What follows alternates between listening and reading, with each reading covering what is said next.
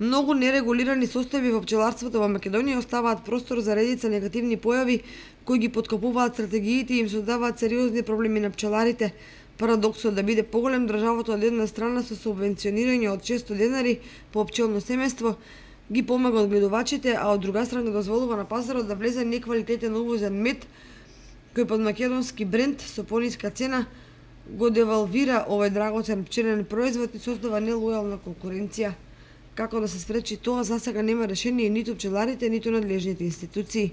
Од каде се доаѓа ефтиниот мед кој го има во трговската мрежа во државата, никој не дава конкретен одговор.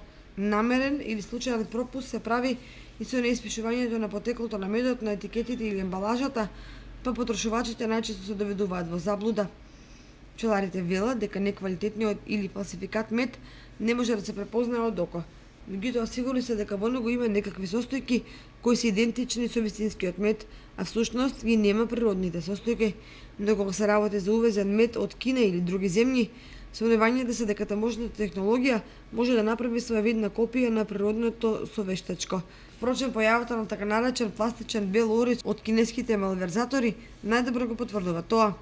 За граѓаните во Македонија среќна околност е што мед може да купат од познати производители во местата каде што живеат и без ризик да се сигурни дека во теглата имаат природен мед и квалитетен, кој според своите карактеристики е на самиот врв во Европа, а на инспекцијските служби останува да ја протрасат трговската мрежа и јасно да го издвојат македонскиот од увозниот мед.